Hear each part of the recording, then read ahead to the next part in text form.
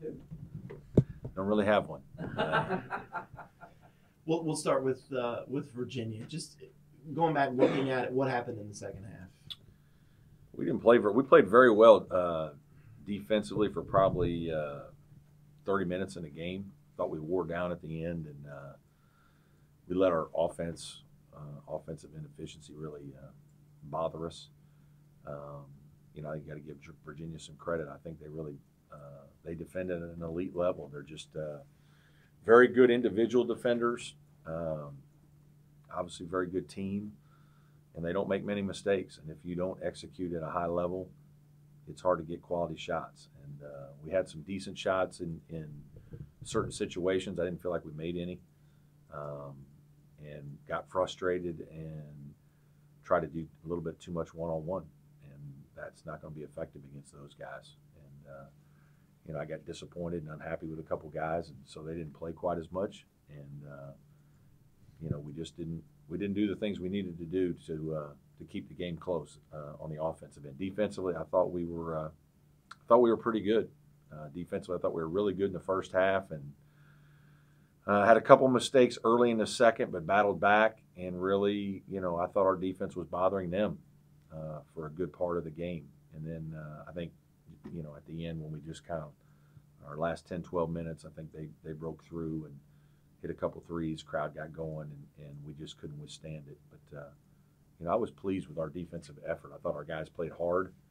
I thought we were very physical, and, you know, but you have to play better offense, and we just didn't do that. Was the most disappointing thing was the fact that your guards just didn't play as good as they had been? Yeah, we didn't help them very much with screening. I thought our screening was very poor in set plays. You know, again, I thought our spacing was poor in certain situations for sure. And, you know, some of it, I think there's a wearing effect. You know, we expended some energy defending because you have to work hard. Like our guards are fighting through 30 to 50 screens defensively in a game. And there's a wearing effect there, I think, a little bit offensively, that you're not as competitive offensively. And I didn't think we were as competitive offensively. And whether it's being strong with the ball, whether it's being physical to screen, I probably didn't emphasize posting enough. And we didn't post the ball enough, even though they're going to double team some. We still need to post the ball in certain situations. I didn't think we did a good enough job of that in the game at all. And then again, a culmination of just Virginia's being really good at what they do, and very difficult environment to play in. So, you know, we just didn't have one of our better offensive days at all. Was it a horrible, I guess, the perfect storm in the sense that your first game without Dante, you had to go to Virginia? I mean, but I think our kids showed pretty good grit for a long time. We got off to a bad start, 7-0. I called timeout, and it's like the gym is electric. I mean, it is rocking, and it's like they're ready. I mean, they smell blood, and we come out of that timeout and go on an 11-0 run, I think. Mm-hmm. And I think that's the longest run anybody's had against them all season. To do that in their gym, I think our guys showed pretty good courage and pretty good toughness. And then it was, you know, back and forth for a little while, and then all of a sudden you look up and we've got a 6, 7, 8, 9 point lead. And we're kind of controlling the game and playing well. And then give Virginia credit. Then our offense started to sputter. We couldn't score. And slowly but surely they whittled a possession here, a possession there. They get a basket, they get a three, they get a foul. And now all of a sudden you look up and it's, you know, tied or whatever it was. And we end up down 4 at half. And we were in fine. We were in good position. Again, I thought we defended great. We held them to 38% shooting. We were similar. It was a very difficult first half for both teams to score. I thought our guys were competing. You know, Amir was obviously a little nervous early. He shot one over the goal, and he threw a high-low pass that hit the backboard. I mean, there's no question the guy's starting his first game in his, you know, basically in his hometown. He was a little nervous, but he settled into the game great and battled. Did what we thought he would do. He had, you know, 9 and 6 and 25 minutes, played good. But we just didn't have enough. And, you know, we obviously didn't play very well offensively in the entire game, but especially in the second half. We didn't get anything easy. We didn't make anything tough. Like, Marquise usually jumps up and makes a couple of tough shots that you kind of have to make against them because you're not going to get very many easy ones. And we didn't do enough in the post, and we didn't execute well enough. Our screening was poor. Our spacing we got a little excited, took a couple bad shots, and it just snowballs against a team that's number 2 in the country in their home building, playing great. Turnovers, yeah. Obviously, we're 19 turnovers. I mean, it was some of that was frustration where you're trying to make a play that's not there because there's nothing good happening for you, and you need to feel like you need to do something. And then some of it's just very good Virginia defense. Their size and hand activity and length, their athleticism of their post players to move around and get back it's high level. What do you see out of Georgia Tech? Team that's playing much better and certainly plays great at home. Okogie's an all-conference player at the wing. I mean, he had 9 offensive rebounds yesterday to go along with, his normal points and 4 assists or whatever he had. And he's just an elite level player. Ben Lammers has always been a very good player inside, affects the games in a lot of ways. He's making shots, but he's blocking shots. He's altering shots. He's rebounding. The freshman point guard, Alvarado, is playing well, coming off one of his best games. Had a huge game last night at Florida State, made threes.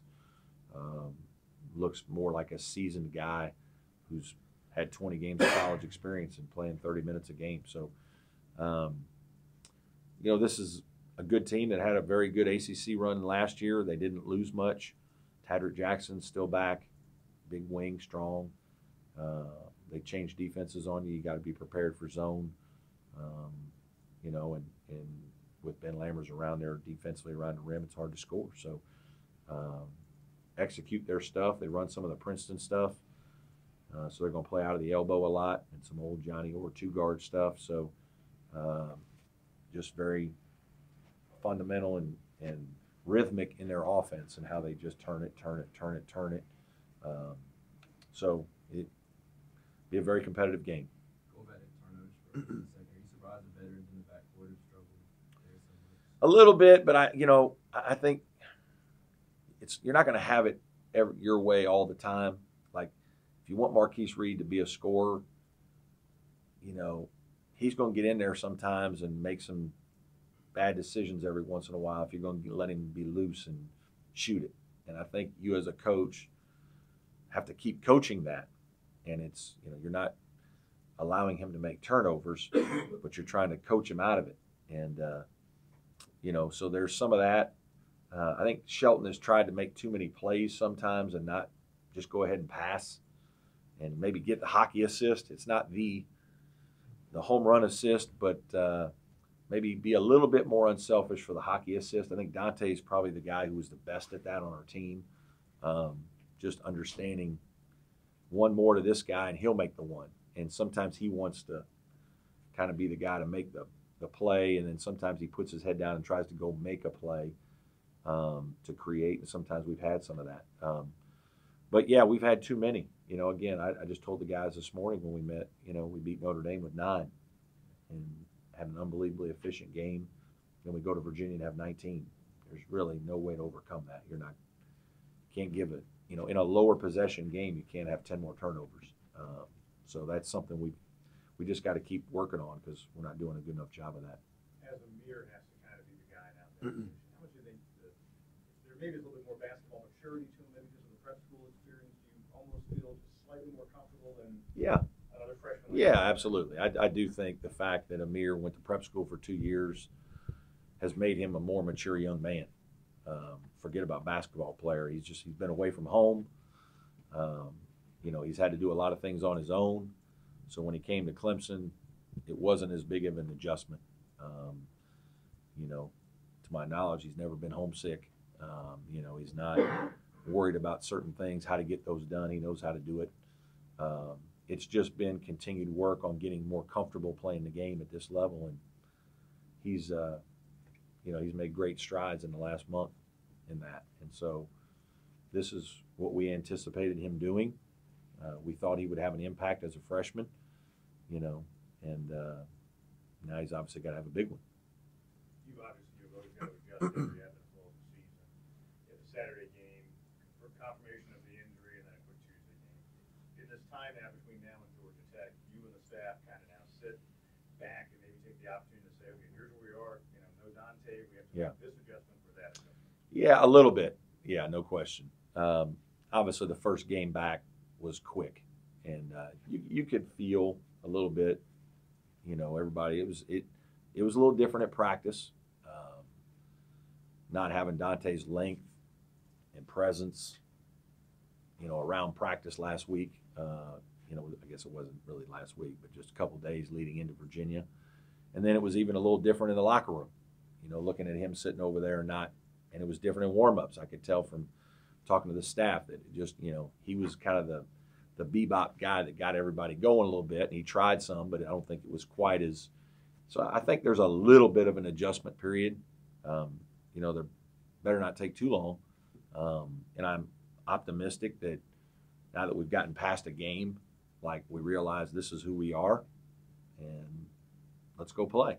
And, Amir had a good, solid first game, and if we can get consistency from him just like that, he doesn't need to do anything more than what he just did, and we'll be fine that way.